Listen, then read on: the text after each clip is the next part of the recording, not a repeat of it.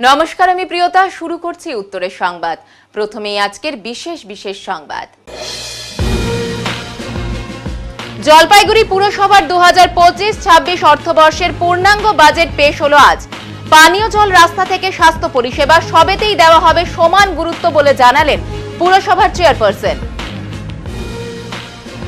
বিভিন্ন অনুষ্ঠানের মধ্য দিয়ে জলপাইগুড়ি জেলা স্বাস্থ্য দপ্তরের যক্ষ্মা বিভাগের পক্ষ থেকে পালিত হলো বিশ্ব যক্ষ্মা দিবস।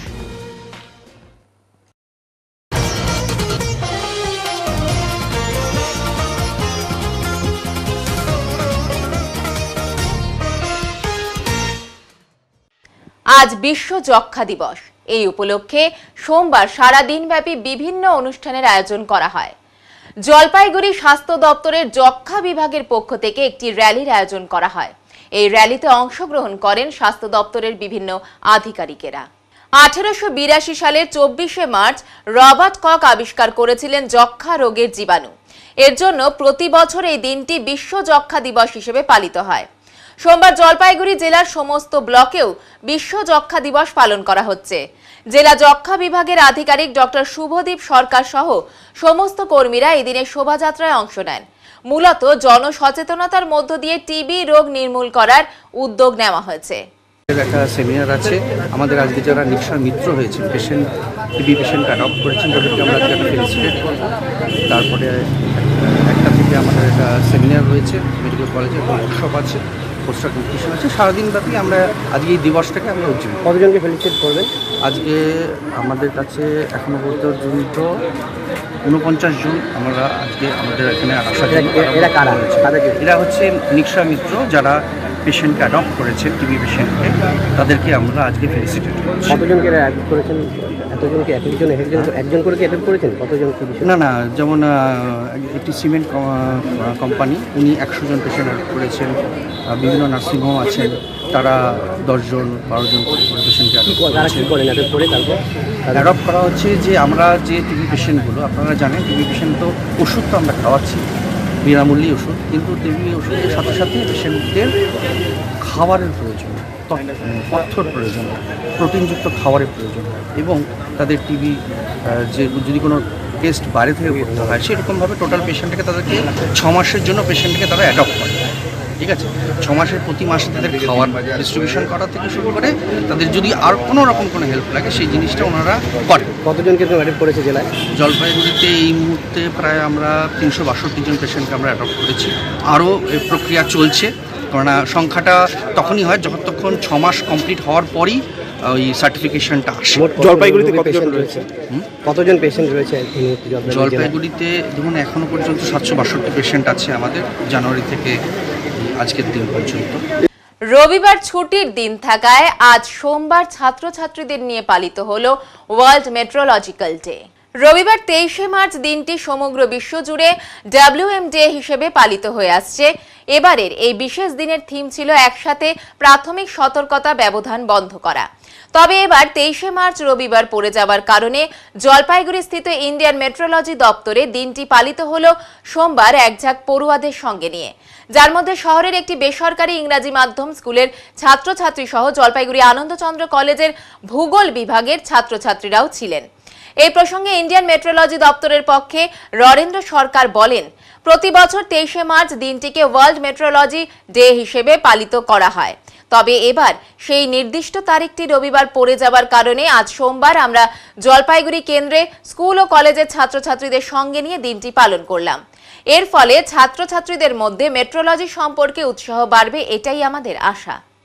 আজ যেহেতু ওয়ার্ল্ড মেট্রোলজিক্যাল ডে, তো সেখানে আমাদের ডিপার্টমেন্টের তরফ থেকে এখানে যেসব ইনস্ট্রুমেন্ট আছে, ওয়েদার ইনস্ট্রুমেন্ট, সেগুলোকে দেখার জন্যই আমাদেরকে এখানে আনা হয়েছে।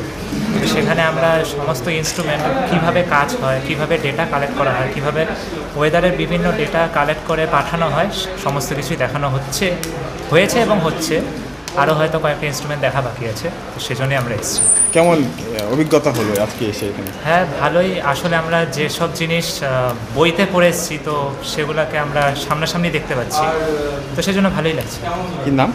আমার নাম দীপেন রায়। আমাদের অ্যাকচুয়ালি 23 মার্চ WM ডে, যেহেতু রবিবার সানডে পড়েছে সেই জন্য আজকে দিনটা আমরা এসসি কলেজ এবং সেন্ট পলস স্কুলের স্টুডেন্টদের আমরা ডেকেছিলাম। ওনাদের আমরা এই আমাদের ইনস্ট্রুমেন্ট আমাদের কীভাবে কাজ হয় ওগুলো একটু দেখানো হচ্ছে। মানে আজকে কি ওয়েদার দিবস হিসাবে হ্যাঁ, গতকালকে ডেট ছিল, আজকে পালন করছে? হ্যাঁ আজকে পালন করি, যেহেতু রোববার ছিল সেই জন্য আজকে পালন। ছাত্রছাত্রীদের কি উদ্দেশ্যে এটা করা? ওনারা শিখবেন, দেখবেন, আমাদের মেট্রোলজিক্যাল বিষয়ে জানবেন, এই জন্যই ডাকা হয়েছে। স্যার আপনার নাম আর একটু পরিচয়টা দিন। রণেন্দ্র সরকার, মেট্রোলজিস্ট বি। বস্তিবাসীদের প্রতিরোধে যৌথ সার্ভে স্থগিত রেখে ফিরতে হলো বিএলআরওকে। ঘটনা মাল ব্লকের ওদলাবাড়ি গ্রাম পঞ্চায়েতের। বস্তিবাসীদের প্রতিরোধে যৌথ সার্ভে স্থগিত করেই ফিরতে হলো মালবাজারের ভূমি ও ভূমি রাজস্ব দপ্তরের আধিকারিক সহকর্মীদের। মাল ব্লকের ওদলাবাড়ি গ্রাম পঞ্চায়েতের চেল নদীর ধারে দীর্ঘদিন ধরেই বসতি রয়েছে 3 থেকে 4 শতাধিক পরিবারের। গত 2 বছর ধরে ওই এলাকার জমি নিয়ে স্থানীয় বাসিন্দাদের সঙ্গে রানীচেরা চা বাগান কর্তৃপক্ষের বিবাদ চলছে। চা বাগান কর্তৃপক্ষের দাবি ওই এলাকার 27 একর জমি চা বাগানের নামে রেকর্ডভুক্ত রয়েছে। অন্যদিকে বাসিন্দাদের দাবি তারা পুরুষানুক্রমে ওই জমিতে বসবাস করে আসছেন, ওই জমি তাদের অধিকারে রয়েছে। এই বিষয় নিয়ে চা বাগান কর্তৃপক্ষ কলকাতা উচ্চ আদালতের জলপাইগুড়ি সার্কিট বেঞ্চে মামলা করেন। আদালতের নির্দেশক্রমে মালভূমি ও ভূমি রাজস্ব আধিকারিক গত 20 মার্চ ওই এলাকায় রানীচেরা চা বাগান কর্তৃপক্ষকে নিয়ে যৌথ সার্ভে করার জন্য বিজ্ঞপ্তি জারি করেন। সার্ভের দিন স্থির ছিল 24 মার্চ। বিজ্ঞপ্তি অনুযায়ী সার্ভের সোমবার সকাল থেকে বস্তির কয়েকশো মানুষ স্কুল পড়ুয়া মুখে কালো কাপড় বেঁধে হাতে জাতীয় পতাকা নিয়ে রাস্তায় দাঁড়িয়ে বিক্ষোভে সামিল হন। বেলা 12টা নাগাদ মালের ভূমি ও ভূমি রাজস্ব আধিকারিক প্রীতি লামা ও কর্মীরা ঘটনাস্থলে আসেন। আগে থেকেই পরিস্থিতি নিয়ন্ত্রণ করতে হাজির ছিলেন মাল থানার আইসি সৌম্যজিৎ মল্লিক সহ বিশাল পুলিশ বাহিনী। আসেন চা বাগানের প্রতিনিধি। বাসিন্দাদের দাবি তাদের না জানিয়ে বিজ্ঞপ্তি জারি করা হয়েছে। তাদের দাবি আত্মপক্ষ সমর্থন করার জন্য সময় দিতে হবে। এই দাবি নিয়ে বাসিন্দারা মহকুমা শাসকের কাছে স্মারকলিপি দেন। টানা কয়েক ঘন্টা চলার পর বিএলআরও এবং কর্মীরা ফিরে আসেন। এ নিয়ে ভূমি রাজস্ব আধিকারিক কিছু বলতে চাননি। এ নিয়ে চা বাগানের ম্যানেজার বলবিন্দর সিং বাজুয়া বলেন, আমরা সমস্ত ঘটনা জানিয়ে আদালতের দ্বারস্থ হয়েছি। আদালত যা সিদ্ধান্ত নেবেন আমরা তা মাথা পেতে নেব। এই ব্যাপারে চেল বস্তির আইনজীবী অভিজিৎ ঘোষ বলেন, হঠাৎ করে এত অল্প সময়ের মধ্যে কেন জমির মাপঝোপ করা হচ্ছে, এ ব্যাপারে আমরাও আইনিভাবে লড়ব। আমাদের কিছু সময় দেওয়া হোক। তবে অনেকের অভিমত দ্রুত সমস্যার সমাধান করে ওই এলাকার বাসিন্দাদের জমি পাট্টা দেওয়া উচিত। সমস্যা হচ্ছে কি যে বাগানের আছে, রানীচেরা বাগানের যে আছে, ও এখানে আছে বলছে কি ওর জমিন এটা, কিন্তু আমরা তো এখানে 60-70 থেকে 7 ইয়ার্স থেকে আমরা এখানে বসবাস করিয়েছি। তাহলে আমি কোথায় যাব? আমাদেরকে তো নাই লাগবে না, এমনি করে তো হবে না। তাহলে হ্যাঁ, না আমরা দিব না, কিন্তু ওরা আমাদেরকে 2 দিন আগে একটা নোটিশটা দিচ্ছে, তা এরকম করে তো হবে না, আমাদেরকে তো সময় লাগবে না, তাই জন্য আমরা দিব না। আমরা এখানে সব, আমরা বাচ্চা থেকে বড় থেকে বুড়ো সব আমরা এখানে আছি। আমরা এখানে একদম রোডে, হ্যাঁ ধর্নায় আছি কি আমরা আজকে আমরা দিব না। হ্যাঁ, কেন ওদেরও তো ভবিষ্যৎ না, যেরকম আমরা এখানে আমরা এটা ফেস করতে আছি সেভাবে যখন ওরাও বরাবর ওরাও ফেস করবে না, এটা তো আমাদেরকে নাই লাগবে। তাই জন্য আমরা স্টুডেন্টদেরকে আমরা আজকে অ্যাবসেন্ট করার জন্য বলে দিচ্ছি কি ওরা এখানে। সেটা তো আমি এখন তো আসছে 4, হ্যাঁ পুলিশগুলো আছে অনেক। পুলিশ বলতেছে কি ওরা তো কি শুধু একটা সার্ভের জন্য শুধু বলতেছে, কিন্তু এটা তো সার্ভে আমরাও তো দিতে পারবো না। হঠাৎ করে ওরা 2 দিন থেকে আমাদেরকে এটা নোটিশ দিচ্ছে, এরকম করে সার্ভে করলে আবার ওরা বলবে কি এটা আমাদের জমিন, এটা তো আমরা দিব না। এখানে জমি নিয়ে সমস্যা, এই ডুয়েল আমাদের উঠাই দিতে চাচ্ছে। আমরা 1975 থেকে এখানে আছি, 1975 থেকে ভোটার লিস্ট আছে, 1995 ভোটার লিস্ট আছে, ঠিক আছে। উদলাবাড়ি মৌজা, হ্যাঁ রানীচেরা বাগান বলছে ঘর দুয়ার ভাঙে চলে যাও এখান থেকে, ওদের জায়গা বলতেছে। আমরা প্রায় 50 বছরের উপরে রয়ে গেছি। হ্যাঁ, না আমরা টিমকে ঢুকতে দিব না আমাদের গ্রামে, না দিব না ঢুকতে। হ্যাঁ, পুলিশ আমি এখানে কিছু বলে নেই, কিন্তু আমরা ঢুকতে দিব না। ধর্নায় বসছি এই জমি নিয়ে জমি সংক্রান্ত না আমরা বহুত লোক আছি মোটামুটি প্রায় 250-300 বাড়ি আছি হ্যাঁ সব যায় নাই তো কেউ সব এখানে আসছে এটা উদলাবাড়ি তেল বস্তি अब इस बगान का senior manager senior manager sir ji ये जो यहाँ का लोकल पब्लिक प्रोटेस्ट कर रहा है कि उसका ज़मीन ना छीना जाए तो आप क्या कहना चाहते हैं क्या प्रॉब्लम हुआ है देखिए ये मैटर जो है ये सब्जुडिस है और we are waiting for the court to decide who is the legal owner जिसका होगा उसको होना चाहिए जो भी कोर्ट का डिसीजन होगा हम लोग को मंजूर होगा कितना एरिया है जमीन टोटल 27 एकड़ 27 एकड़ जमीन क्या कब्जा किया हुआ है अब मैं इसके ऊपर ऐसे तो कुछ नहीं बोलूँगा what ever the court will decide हम लोग ने अपना डॉक्यूमेंट्स जो है रेलिवेंट डॉक्यूमेंट्स जमा कर दिया है মহামান্য হাইকোর্টের সার্কিট বেঞ্চ জলপাইগুড়ির একটা নির্দেশে ওনাদের বিডিও সাহেব এবং পুলিশ প্রশাসনকে এখানে আসতে হয়েছিল এই জমির পরিদর্শনের জন্য মাপাপির জন্য। তো এই মামলা যেটা করা হয়েছিল সেখানে ইনা যারা গ্রামবাসী যারা এফেক্টেড পার্টি সেখানে এনাদেরকে পার্টি করা হয়নি এবং সেই ব্যাপারে এনার তথ্য কিছু ছিল না। গত 19 তারিখে এনাদেরকে একটা পাবলিক নোটিশ দেওয়া হয় যেটা ইলেকট্রিক পোস্টে টানানো হয় পোস্টে যে এরকম একটা আজকে সার্ভে হবে। তো সেই হিসাবে আজকে গ্রামবাসীরা এবং আমরা এসেছিলাম জায়গাটা দেখার জন্য। যখন আমরা এখানে পুলিশ প্রশাসন এবং বিডিও সাহেবকে বিএলআরও সাহেবকে যখন আমরা তথ্যগুলো দিয়ে থাকি তখন ওনারা বলছেন যেহেতু অর্ডারটা এইচডিও সাহেবের থেকে এসছে সুতরাং তাহলে এইচডিও সাহেবকে এটা কমিউনিকেট করতে হবে। সেই বেসিসে গ্রামবাসীরা আমরা সবাই এটা আমাদের যে গ্রিভেন্স যেগুলো আছে সেই তথ্যগুলো আমরা ওখানে যাচ্ছি। এখানে কার্যত একটা ব্যাপার আছে রানীচেরা টি গার্ডেন আগে দুটো টাইটেল স্যুট ফাইল করেছিল এনাদের এফিকশন করার জন্য জলপাইগুড়ি কোর্টে জলপাইগুড়ি সদর কোর্টে। তো সেইখান থেকে অলরেডি ম্যাটারটা স্টেটাস হয়ে আছে এবং টোটাল ব্যাপারটা যতদূর আমাদের কাছে রিট পিটিশন সার্ভিস করা হয়নি আমাদের কাছে কোনো কপি নেই যতদূর আমাদের মনে হচ্ছে টোটাল ব্যাপারটা সাপ্রেস করে এরা রানীচেরা টি গার্ডেন এই মামলাটা হয়তো হাইকোর্টে করেছে আমাদের জানা নেই যেহেতু আমরা রিট পিটিশনটা হাতে কপি পাইনি। আমরা যথোপযুক্ত ব্যবস্থা নিচ্ছি এবং মহামান্য আদালতে আমরা যাচ্ছি এবং টোটাল জিনিসটার কি আছে এবং জজ সাহেবের কাছে ব্যাপারটা তুলে ধরার জন্য এবং আমরা ওয়েট করছি যে আশা করছি যে জজ সাহেব আমাদের ব্যাপারটা দেখবেন এবং সেই অনুযায়ী জজ সাহেব অর্ডার পাস করবেন। শহরের নর্দমাতেই মিলছে সোনা আর সেই সোনা দিয়েই দিনের পর দিন চলছে সংসার। শহর জলপাইগুড়ির এক ভিন্নধর্মী বাস্তব চিত্র। জলপাইগুড়ি ডিবিসি রোডে নর্দমা থেকে ভুরি ভুরি সোনা সংগ্রহ করে জীবন চালান একদল মানুষ। অবিশ্বাস্য শোনালেও এটাই বাস্তব। এই কাজ তারা করছেন বহু বছর ধরে। প্রতি রবিবার ভোরবেলা কয়েকজন শ্রমজীবী মানুষ ডিবিসি রোডের সোনার দোকানগুলোর আশেপাশে নর্দমা পরিষ্কার করেন। কিন্তু তাদের উদ্দেশ্য শুধুই নর্দমা পরিষ্কার করা নয়, বরং সেই আবর্জনার মধ্য থেকে সোনার কণা সংগ্রহ করা।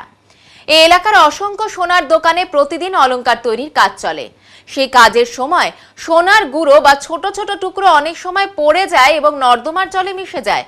দিনের পর দিন এইভাবে জমতে থাকা সোনার কণা সংগ্রহ করাই এই মানুষগুলোর রুজি রোজগারের উৎস।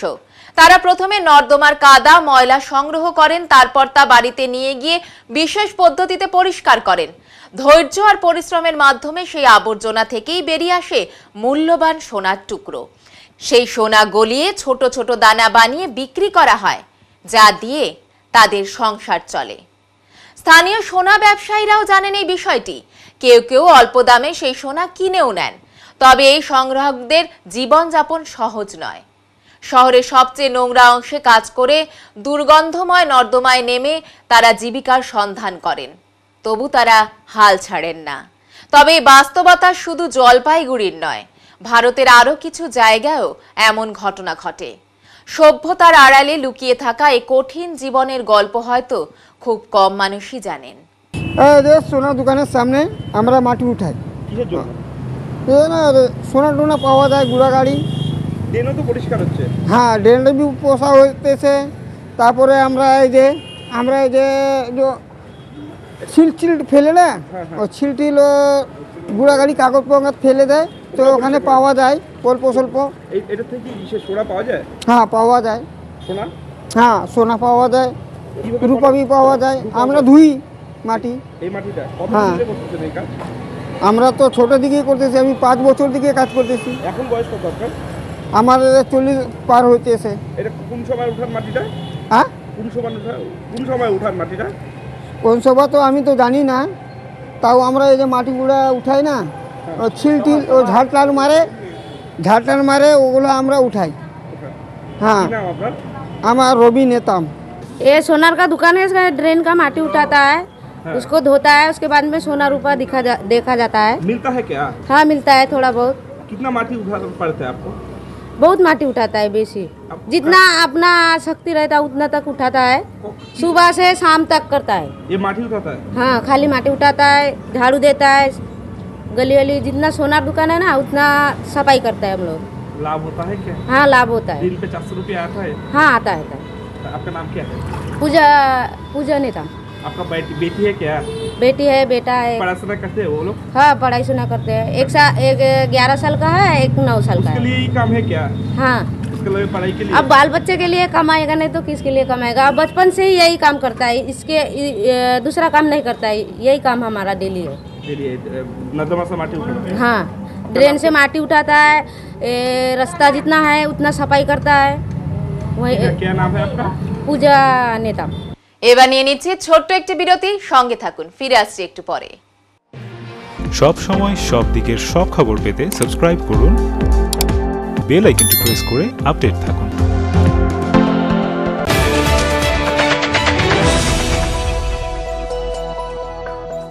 জলপাইগুড়ি লাইফলাইন শপে বিশেষজ্ঞ চিকিৎসকরা বসছেন আপনাদের নানা রকম রোগ সমস্যার সমাধানে। সোম থেকে বৃহস্পতি বিকেল 5টায় বসছেন স্কিন ভেনেরিওলজি এবং লেপ্রোসি স্পেশালিস্ট ডক্টর কোগে পটম। বুধ বৃহস্পতি দুপুর 2:30 থেকে বসছেন ত্বক চুল নখ বিশেষজ্ঞ ডক্টর শাইনি দত্ত। সোম থেকে শুক্র বিকেল 4টায় বসছেন নাক কান গলা বিশেষজ্ঞ ডক্টর সঙ্গীত প্রকাশ। মঙ্গল ও শনি দুপুর 12টা থেকে অর্থোপেডিক ডক্টর অভিষেক মল্লিক বসছেন। আরো বিস্তারিত জানতে যোগাযোগ করুন লাইফলাইন উকিলপাড়া জলপাইগুড়ি।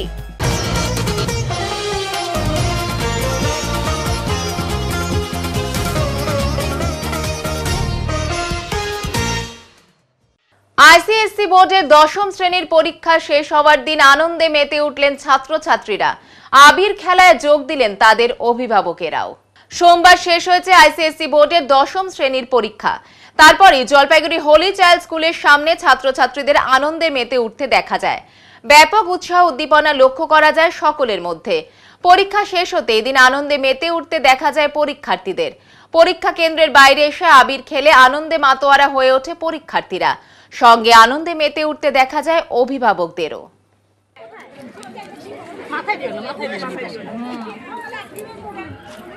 খেলছেন কেন আপনারা? আজকে পরীক্ষা শেষ, ফাইনালি এত বছর পর। তো রং খেলা খেলতে পারেননি? না, রং খেলার পরের দিন আমাদের ফিজিক্স পরীক্ষা ছিল, সেই জন্য। তারপরে আজকে কি হচ্ছে? আজকে পরীক্ষা শেষ, তাই মজাই রং খেলছি। রং খেলাটা ডিউ ছিল? হ্যাঁ হ্যাঁ কি তাই তো। রং খেলা কি বাকি ছিল বলে আজকে কি রং খেলা আজকে বাকি ছিল, তাই আজকে খেলেছি। আর ওটা টেনশনে খেলতে পারিনি আগের দিনের রংটা, কারণ ওটা ফিজিক্স পরীক্ষা ছিল, তাই আজকে ডিউ হয়ে খেলেছি। কোন ক্লাসে পড়ো? 11 উঠলাম, 10 এর এক্সাম শেষ করলাম। 10 এর এক্সাম শেষ হলো? কোন স্কুল? হলি চাইল্ড। কি নাম? হলি চাইল্ড স্কুল। কি নাম? বর্ণিকা ঘোষ। হ্যাঁ বর্ণিকা ঘোষ। আচ্ছা কোন এটা কি কোন বোর্ড এটা? সিবিএস? আইসিএসসি। জলপাইগুড়ি পুরসভার 2025-26 অর্থবর্ষের পূর্ণাঙ্গ বাজেট পেশ হলো সোমবার। এবারে 582,93,65,807 টাকার বাজেট পেশ করা হয়েছে বৈঠকে। এদিনের বাজেট পেশ বৈঠকে উপস্থিত ছিলেন বিভিন্ন ওয়ার্ডের কাউন্সিলররাও। বাজেট পেশ শেষ হওয়ার পর চেয়ারপারসন পাপিয়া পাল বলেন, এবার বাজেট গতবারের চেয়ে কিছুটা কম রাখা হয়েছে, কারণ সলিড ওয়েস্ট অমৃত প্রকল্পের মতো বেশ কিছু কাজ বর্তমানে চলছে। সর্বস্তরের মানুষের পরিষেবার কথা চিন্তা করেই বাজেট এদিন পেশ করা হলো। উন্নততর পরিষেবা দেওয়ার ক্ষেত্রে বদ্ধপরিকর জলপাইগুড়ি পুরসভা। বিশুদ্ধ পানীয় জল, স্বাস্থ্য পরিষেবা, মেয়েদের সশস্ত্রীকরণ, রাস্তা, ড্রেন, পুকুর, পার্ক প্রভৃতির উন্নয়নে বিশেষ গুরুত্ব দেওয়া হচ্ছে। এর পাশাপাশি ওয়াটার এটিএম, উষসী ভবন নতুন রূপে নির্মাণের মতো পরিকল্পনাগুলি রয়েছে। মানুষকে আরো উন্নত পরিষেবা দেওয়া হবে বলে তিনি জানান। আজকে জলপাইগুড়ি মিউনিসিপ্যালিটি 2025-26-এর পূর্ণাঙ্গ বাজেট আমাদের বোর্ডের সভায় পেশ হলো এবং তার সমর্থন পেল। এবং প্রথমেই বলতে হয় যে আমাদের বর্তমান বাজেট 582,93,65,807 টাকার বাজেট আমরা আজকে পেশ করলাম এবং উন্নততর পরিষেবা দেবার লক্ষ্যে জলপাইগুড়ি পুরসভা বদ্ধপরিকর এবং সেদিকে লক্ষ্য রেখে প্রথম প্রয়োজনীয় যে পদক্ষেপ, যে মানুষের পরিশ্রুত পানীয় জল থেকে শুরু করে, আমাদের স্বাস্থ্য পরিষেবা থেকে শুরু করে, আমাদের মেয়েদের সশস্ত্রীকরণ থেকে শুরু করে এবং বস্তি উন্নয়ন থেকে শুরু করে এবং সামগ্রিক পরিকাঠামো উন্নয়ন, সেখানে ড্রেন, রাস্তা, পুকুর, পার্ক, সমস্ত বিষয়গুলোকে নিয়ে আজকের বাজেট পেশ হলো এবং সকলের সর্বস্তরের লোকের জন্য আমাদের এই বাজেট আমরা আজকের এই পেশ করলাম এবং গ্রিন সিটি মিশনের আন্ডারে সবুজায়নের থেকে লক্ষ্য করে আমাদের যেটা আছে, আমাদের P7 যেটা আছে সেটাও এটার মধ্যে আছে। ওয়াটার এটিএম আমরা রেখেছি। আমরা বিভিন্ন দপ্তরে আমরা যেটা বারবার বলে এসেছি, আমাদের উষসী ভবন আমরা আগামীতে করবার কথা আমরা ভাবছি এবং আমাদের বিভিন্ন যে অর্ধসমাপ্ত বিল্ডিংগুলো রয়েছে আমরা এনবিডিডিকে আমরা জানিয়েছি। আমাদের উনি আশ্বাসও দিয়েছেন যে উষসী ভবনটাকে পুরো আমরা নতুন রূপে আমরা যদি নির্মাণ করতে পারি সেক্ষেত্রে আমাদের একটা, আপনারা জানেন যে গত আমাদের বিওসি মিটিংয়েও আমরা একটা চেষ্টায় রাখছি যে আমাদের ওন ফান্ড বাড়ানোর উদ্দেশ্যে আমরা কিভাবে পুরসভাকে আরও মানুষকে ভালো পরিষেবা দিতে পারবো সেই দিকে দেবার লক্ষ্যে আমরা কিভাবে আমাদের আর্থিক আমাদের আয় বাড়ানো যায় সেক্ষেত্রে আমরা পদক্ষেপ নিয়েছি এবং সেক্ষেত্রে বিভিন্ন বিষয় রেখেছি। আমরা সমাজের সর্বস্তরের কথা ভেবে আমরা মানুষকে আরও উন্নত পরিষেবা দেব, সেই ক্ষেত্রেই আজকে সমস্ত বিষয় এখানে আমাদের বাজেটে রাখা হলো এবং সেক্ষেত্রে আমরা যেটা আপনাদের বললাম, আমাদের এবারের বাজেট 582 কোটি সামথিং বাজেট আজকে অনুমোদিত হলো। দিদি একটা জিনিস জিজ্ঞাসা করি, গত এক বছরের যা আয় দেখা যাচ্ছে সেখানে আপনাদের আয় হয়েছে 704 কোটি টাকা, সেখানে এত সাবধানী বাজেট কেন? এত 100 কোটি টাকার কেন কম? কিছু কিছু প্রজেক্ট যেগুলো আমরা নিয়েছি, ধরুন অমৃত আছে, তার মধ্যে সলিড ওয়েস্ট আছে, সেক্ষেত্রে আমাদের যে আমাদের আয় ধরা ছিল, আমাদের বাজেটটা কি আমরা একটা পরিকল্পনা করে আগাই। সেক্ষেত্রে এই প্রকল্পগুলি যেগুলো আমাদের অনগোয়িং প্রসেস সেগুলোকে আমরা অনেকটা অগ্রসর নিয়েছি। সেক্ষেত্রে আমাদের দেখা গেছে এবং আমরা মনে করি যে অবাস্তব অকল্পনীয় বাজেট আমরা করব না সেক্ষেত্রে, এবং এর মধ্যে কিছুটা কেন্দ্রীয় ফান্ডও আমাদের মধ্যে এর মধ্যে রয়েছে যেগুলো আমরা বহুদিন থেকে বঞ্চিত। সেই ক্ষেত্রে আমাদের এই ধরনের বাজেটটাকে আমরা কিন্তু অনেকটা কমিয়ে নিয়ে আমরা যেটা আমরা মূল রেখেছি সেটাকে বাস্তবায়িত করবার ক্ষেত্রে, মানুষকে পরিষেবা দেবার ক্ষেত্রে আমরা যে পদক্ষেপ নেওয়া যায় সেটুকু রেখে দিয়ে আমরা কিন্তু এই বাজেট পেশ করেছি। খাবারের গুণগত মান যাচাই করতে ফের একবার অভিযানে নামলো টাস্ক ফোর্স। জলপাইগুড়ির বিভিন্ন রেস্তোরাঁ সহ বেকারিতে সারা দিনব্যাপী চলল অভিযান। এদিন শহরের বাবুপাড়ার একটি কেক কারখানা ও দোকানেও অভিযান চলে। কোথায় কি পরিবেশে কেক প্রস্তুত ও বেকারির কাজ করা হচ্ছে তা খতিয়ে দেখা হয়। পাশাপাশি এক রেস্তোরাঁয় কি ধরনের খাবার দেওয়া হচ্ছে তা খতিয়ে দেখে টাস্ক ফোর্স। মজুত করে রাখা বিভিন্ন খাবারের নমুনা খতিয়ে দেখার পাশাপাশি ফ্রিজে মজুত করা খাবার কি অবস্থায় রয়েছে সেগুলো পরীক্ষা করে দেখা হয়। ভেজ ও ননভেজ খাবার কিছু হোটেলে এক জায়গায় রাখা হচ্ছিল বলে অভিযোগ। সেই হোটেল কর্তৃপক্ষকে দ্রুত ভেজ ও ননভেজ খাবার আলাদা আলাদা করে রাখার নির্দেশ দেন আধিকারিকেরা। খাদ্য সুরক্ষা দপ্তর, ক্রেতা সুরক্ষা সহ বিভিন্ন দপ্তরের প্রতিনিধিরা ছিলেন এদিনের অভিযানে। ক্রেতা সুরক্ষা দপ্তরের সহ অধিকর্তা দেবাশিস মণ্ডল বলেন, খাবারের গুণগত মান যেন বজায় থাকে সেই লক্ষ্যে অভিযান লাগাতার হচ্ছে। ফুটপাতের ফাস্টফুডের দোকানের ব্যবসায়ীদের প্রশিক্ষণ ও লাইসেন্সের ব্যবস্থা করা যায় কিনা দেখা হচ্ছে। এটা রুটিন ভিজিট, ইন্সপেকশন চলবে। জনগণ বা আপনারা যাতে সঠিক হাইজিনিক ফুড পান সে ব্যাপারে প্রশাসন দায়বদ্ধ এবং প্রশাসনের পক্ষ থেকে অনারেবল ডিএম ম্যাডামের নির্দেশে এই ইন্সপেকশন চলছে। কোন কোন দোকানে সব যত রকম খাবারের দোকান আছে, বেকারি, কুকারি, ইটারি, যেখানে যা আছে সব। এখনো পর্যন্ত কোনো ভুলভ্রান্তি চোখে পড়েছে? যাদের ভুলভ্রান্তি চোখে পড়েছে, এখানে কিছু চোখে পড়েনি। এখানে আগে যে মিস্টেকগুলো ছিল বা ম্যাল প্র্যাকটিস ছিল সেগুলো এরা রেকটিফাই করে নিয়েছে, এখন ওয়েল অ্যারেঞ্জড আছে, খুব সুন্দর আছে। ব্যবসায়ীদের কি বলবেন? ব্যবসায়ীদের উদ্দেশ্যে বলবো যে যদি সরকারি নিয়ম মেনে ব্যবসা করা হয়, আফটার অল ব্যবসাটা ভবিষ্যতে বেড়ে যাবে। কারণ প্রচারটা যদি খারাপ প্রচার হয় তাহলে ব্যবসার ক্ষতি হয়, আর খারাপ ব্যবসা করে বা জনগণের স্বাস্থ্যের হানিকর কিছু বিক্রি করে কোনোদিন তারা পাবে না, এটা থেকে বাঁচতে পারবে না। আফটার অল তো সমাজের ক্ষতি, জনগণের ক্ষতি হবে এটা।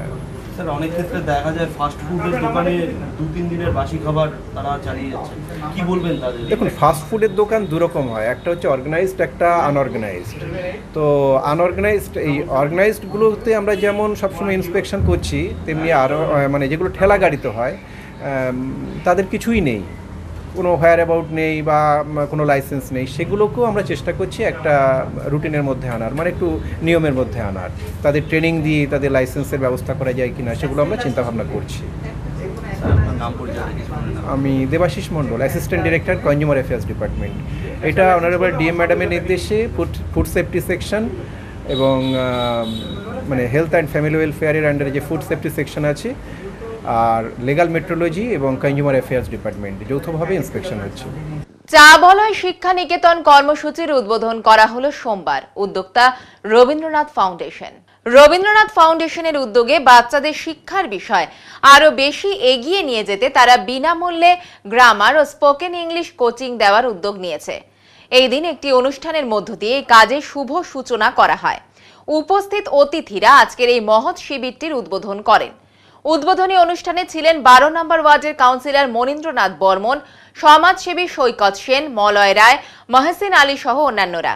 তৃতীয় শ্রেণী থেকে ষষ্ঠ শ্রেণী পর্যন্ত বাচ্চাদের এই শিক্ষা দেওয়ার কাজ তারা বিনামূল্যে করবেন বলে উদ্যোক্তারা জানিয়েছেন। প্রদীপ জ্বালিয়ে এই শিবিরের উদ্বোধন হয়। পাশাপাশি আজকে পড়ুয়াদের পেন, খাতা, পেন্সিলও তুলে দেওয়া হয়। আজকের প্রোগ্রাম আমাদের তো একটা ওই চা বলয় শিক্ষা নিকেতন, এটা শুরু হলো আর কি বাচ্চাদেরকে।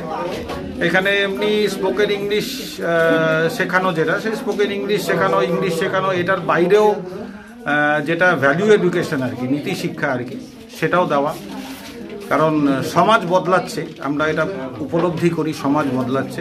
এখন আমি আমার বক্তব্যেও বললাম যে আমার ছেলে ইঞ্জিনিয়ারিং ক্লাস করছিল, তাতে যে মোটিভেশনাল ক্লাস, তাতে আমি শুনলাম যে মাস্টারমশাই শেখাচ্ছেন যে হার্দিক পান্ডিয়া পাকিস্তানের বিরুদ্ধে যেদিন মাঠে নেমেছিল, হাতে 6.38 crores এই দামের ঘড়ি সে হাতে পড়েছিল।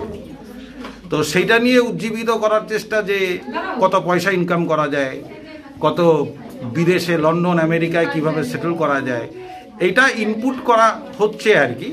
তো সেই নিয়ে আমাদের কিছু বলার নেই, কিন্তু আমরা পাশাপাশি আমাদের ফাউন্ডেশন যেটা মনে করে সেটা হচ্ছে সমাজে এরকমও কিছু মানুষ আগামী দিনে তৈরি করার প্রয়োজন আছে, যেটা আমাদের শিক্ষকরা আমাদের স্কুলে শিখিয়েছিলেন। যে নেতাজি সুভাষচন্দ্র বোসের মতন মানুষও ছিলেন, যিনি ইন্ডিয়ান সিভিল সার্ভিসে ব্রিটিশ ভারতে 4th হয়েও তারপরেও দেশের জন্য, মানুষের জন্য ওটা ছেড়ে দিয়ে আত্মবলিদান দিয়েছিলেন, স্বাধীনতা সংগ্রামে ঝাঁপিয়ে পড়েছিলেন। তো আজকের এই প্রজন্মকে আমরা এইভাবে তৈরি করতে চাই যে সমাজের জন্য, 5 জনের জন্য ভাববে। আমি আশা করি সকল মানুষের এই সকল উদ্যোগের পাশে দাঁড়ানো উচিত। আমার ব্যক্তিগতভাবে আমি যতটুকু সামর্থ্য হবে আমি রবীন্দ্র ফাউন্ডেশনের পাশে সবসময় আছি। দিবারাত্রি ফুটবল টুর্নামেন্টের আয়োজন করল নব বিজয় সংঘ। এদের উদ্যোগে রবিবার এই ফুটবল খেলা অনুষ্ঠিত হয়। এই টুর্নামেন্টে অংশগ্রহণ করে 16টি টিম। শিলিগুড়ি, মালবাজার সহ জেলার বাইরে থেকে খেলোয়াড়েরা এখানে অংশগ্রহণ করে। পুরস্কার হিসেবে ছিল প্রথম পুরস্কার ট্রফি ও 20,000 টাকা, রানার্স আপ ট্রফি ও 15,000 টাকা। এছাড়াও অন্যান্য পুরস্কার ছিল। এই দিনের খেলা দেখতে অসংখ্য মানুষের ভিড় হয়েছিল এখানে। খেলা দেখতে উপস্থিত হয়েছিলেন এলাকার কাউন্সিলর প্রমোদ মণ্ডল, 3 নম্বর ওয়ার্ডের কাউন্সিলর স্বরূপ মণ্ডল সহ অন্যান্যরা। আমাদের আজকে এখানে নবোজ্জ্বল সংঘের পক্ষ থেকে আমাদের একটা ফুটবল খেলা হচ্ছে। এটা আমরা গেল 2 বছর ধরে করছি, যাতে পাড়ার ছোট ছোট বাচ্চারা অন্যদিকে বিভ্রান্ত না হয়ে খেলার মধ্যে জড়িয়ে থাকতে পারে। কতগুলো টিম অংশগ্রহণ করছে? আমাদের টিম হচ্ছে 16খানা টিম, 16টা টিম হচ্ছে একদিনের। হ্যাঁ, একদিনে, নাইটে ফুল, ডে নাইটে ফুল। পুরস্কার কি রয়েছে আপনাদের? পুরস্কার রয়েছে আমাদের 2টি ট্রফি আছে এবং রানার্স চ্যাম্পিয়ন আছে 20,000 টাকা এবং রানার্স আছে 15,000 টাকা। তার সঙ্গে man of the match, man of the series সবই আছে। প্রতি ম্যাচে ম্যান অফ দ্য ম্যাচ দেওয়া হচ্ছে। জলপাইগুড়ি থেকে এসেছে?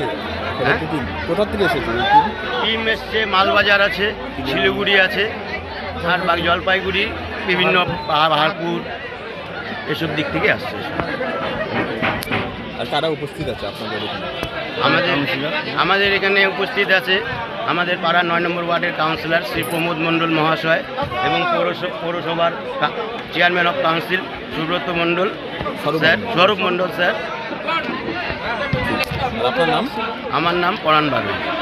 এবার নিয়ে নিচ্ছি ছোট্ট একটি বিরতি, সঙ্গে থাকুন, ফিরে আসছি একটু পরে। সব সময় সব দিকের সব খবর পেতে সাবস্ক্রাইব করুন, বেল আইকনটি প্রেস করে আপডেট থাকুন।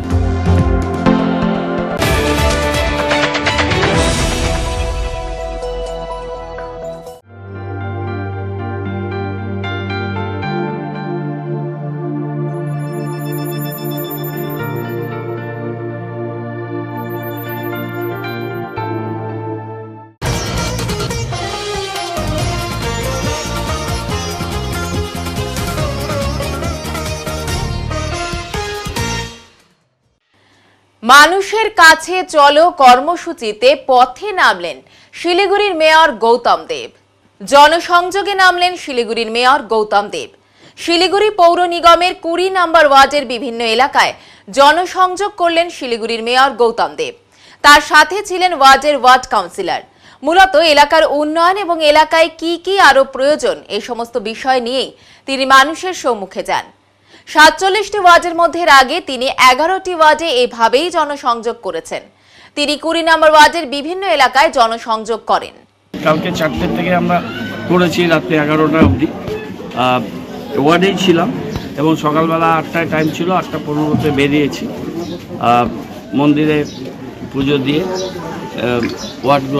ওয়ার্ডের বিভিন্ন জায়গায় যাব। 11টা সাড়ে 11টা অবধি প্রোগ্রাম হবে, তারপর অন্য প্রোগ্রামে চলে যাব। এটা মানুষের কাছে চলো, এটা 12th এডিশন। এছাড়াও আরও 2টো ওয়ার্ডে আমি স্টে ওয়েতে প্রোগ্রাম করেছি, মানুষের কাছে চলো ছিল না। এটা সেকেন্ড ফেজে আমাদের প্রোগ্রামটা শুরু হয়েছে। 11টা ওয়ার্ড আমরা এর আগে করলাম। খুব দ্রুত মাসে 3-4টে করে প্রোগ্রাম করে আমরা খুব তাড়াতাড়ি 47টা ওয়ার্ডে কভার। এলাকার যে অভিযোগগুলো আসছে সেগুলো নিয়ে অভিযোগ কিছু থাকলে এটা এসডিএসে দেওয়া আছে, রাস্তাটা গভর্নমেন্টের কাছে পাঠিয়েছে, স্যাংশন হবে। আর এটা এই ড্রেনটা বড় ফান্ডে হয়েছে, ড্রেনের সাথে ম্যাচ করি এটা করতে হবে। সিসি ক্যামেরাটা আমরা দেখছি এসডি দিয়ে। বন্ধুরা, আপনি তো প্রোগ্রাম ওইদিকে 18 নম্বর ওয়ার্ডে বিধায়ক সরাসরি শঙ্কর বলে একটা প্রোগ্রাম করছেন এবং এলাকার সমস্যাগুলো দেখছেন এবং দেখে এক গাড়ি বালিও ফেলতে পারবে না, কি লাভ। পড়ুয়াদের পড়াশোনার প্রতি উৎসাহ বাড়াতে তাদের হাতে বই তুলে দেওয়ার উদ্যোগ নিল জলপাইগুড়ি রাজবাড়িপাড়া বৃহন্নলাদের আস্থা ওয়েলফেয়ার সোসাইটি। সোমবার এই কর্মসূচির আয়োজন করা হয় দেশবন্ধুনগর উচ্চ বালিকা বিদ্যালয়। উল্লেখ্য, অনেক পড়ুয়া এখনো নতুন বই কিনতে পারেনি বলে দাবি। এদিন বিদ্যালয়ের 9ম শ্রেণীর 20 জন ও 10ম শ্রেণীর 10 জন ছাত্রীকে নতুন ক্লাসে সমস্ত বই তুলে দেওয়া হলো সোসাইটির উদ্যোগে। স্কুলের ভারপ্রাপ্ত প্রধান শিক্ষিকা সোমা পাল রায় বলেন, পরপর 2 বছরে প্রায় 70,000 টাকার বই দিয়েছেন পড়ুয়াদের। এবছর আবার মোট 30 জন ছাত্রীকে বই তুলে দিলেন উনারা। সোসাইটির সম্পাদিকা পিপাসা হিজড়ে বলেন, আমি যতদিন বেঁচে থাকবো ছাত্রীদের নতুন বই তুলে দেব। কর্মসূচি কিছুই না, যে বাচ্চাদের বই হয়নি সে বাচ্চা, আমি তো প্রথমবার যখন এসেছিলাম তখনই বলে গেছিলাম যে যতদিন আমি বেঁচে থাকব ততদিন আমি এই স্কুলের যে বাচ্চাদের বই হবে না, পোশাক হবে না, ড্রেস হবে না, আমাকে যেন জানায় যে আমি তাহলে দিয়ে যাব এসে। তারপরেও সমাধি আমাকে জানায়নি, হয়তো একটু মনের ভিতরে যে 2 বছর দিয়ে গেল আবার বলবো। এই 3টে মাস যে ও বাচ্চারা বই পেল না, ওরা একটু পিছিয়ে পড়ে গেল, এটা খুবই দুঃখজনক ব্যাপার। হ্যাঁ, যেহেতু কথা দিয়েছি আমি যতদিন বেঁচে থাকবো। কোন ক্লাসের কতগুলো বই আজকে 9-এর দেওয়া হলো। হ্যাঁ, 9 আর 10-এর সমস্ত বই দেওয়া হয়েছে বাচ্চাদের। কোন স্কুল এটা? Deshbandhu girls high school. এটা জন্য আমি যেমন এগিয়ে এসেছি, আমাদের জলপাইগুড়ির যেনারা আছেন সবাই যেন এইভাবে এগিয়ে আসে। আর একটা মানুষ তো সবার ভালো করতে পারে না, এটা আমি সব জায়গায় বলি। প্রত্যেকটা মানুষ যদি একজনকে বেছে নেয় তাহলে আমাদের বাচ্চারা হয়তো অশিক্ষিত থাকবে না, আরও এগিয়ে যাবে। আর যত এগিয়ে যাবে আমাদের সমাজ আরও সুন্দর হবে, পরিবেশ সুন্দর হবে, সমাজ সুন্দর হবে। আর আমাদের মা মেয়েরা এরাও পড়াশুনো করে একটা জায়গায় দাঁড়াতে পারলে তাহলে আমরা নিজেদেরকে একটু ধন্য মনে করতে পারবো। পিপাসাদি এবং তার সংস্থার থেকে আমাদের মেয়েদের জন্য বই দিয়েছে। এটা হলো তৃতীয় বছর, প্রথম দ্বিতীয় বছর দিয়েছেন এবং এত টাকার বই ওনারা দেন। গত বছর যেমন 35-36 হাজার টাকার বই দিয়েছিলেন, এত টাকা এবং বই দেন যে এই বছর আমরা মানে সংকোচে পরপর 2 বছর প্রায় 70,000 টাকা বই উনি দিয়েছেন। সংকোচেই আমার মানে ওনার কাছে কি বলবো যে অযাচিতভাবে দিচ্ছেন এত মেয়েদেরকে, তাদেরকে বলতে মানে একটু সংকোচ লাগে। তবে আজকের দিনের পর থেকেই সংকোচটা চলে যাবে। আবার আমি ডিসেম্বর মাসে ওনাকে নক করে দেবো। ক্লাসের কতজনকে কি কি বই? আমাদের কিছু মেয়ের তো বই কেনা হয়ে গেছে, আর কিছু মেয়ের কেনা হয়নি। যাদের কেনা হয়নি তাদের জন্যই এটা দেওয়া হলো। ক্লাস 9-এর 20 জন মেয়ে, ক্লাস 10-এর 10 জন মেয়েকে দেওয়া হলো, বাকিদের কেনা হয়ে গেছে। সমস্ত বই মানে বিশেষ করে গ্রামার বইগুলো দেওয়া হয়েছে, আর ইতিহাস, ভূগোল, জীবনবিজ্ঞান, ভৌতবিজ্ঞান যেগুলো নাকি মানে স্কুল থেকে দেয় না আর কি, 9-10-এর সব বই তো দেওয়া হয় না, সেগুলো সমস্ত দেওয়া হয়েছে। আপনার নাম বলুন। আমার নাম সুমা পাল রায়, আমি এই স্কুলে ভারপ্রাপ্ত শিক্ষিকা। এবারে আবহাওয়ার খবর।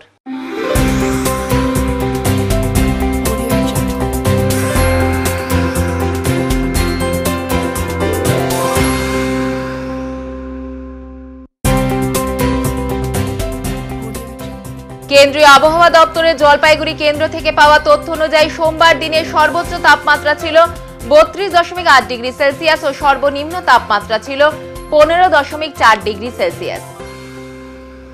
শেষ করবার আগে আজকের বিশেষ সংবাদ আরো একবার। জলপাইগুড়ি পুরসভার 2025-26 অর্থবর্ষের পূর্ণাঙ্গ বাজেট পেশ হলো আজ। পানীয় জল, রাস্তা থেকে স্বাস্থ্য পরিষেবা সবেতেই দেওয়া হবে সমান গুরুত্ব বলে জানালেন পুরসভার চেয়ারপারসন। বিভিন্ন অনুষ্ঠানের মধ্য দিয়ে জলপাইগুড়ি জেলা স্বাস্থ্য দপ্তরের যক্ষ্মা বিভাগের পক্ষ থেকে পালিত হলো বিশ্ব যক্ষ্মা দিবস। উত্তরের মন পরিবেশিত উত্তরের সংবাদ এখনকার মতো এই পর্যন্তই। নমস্কার।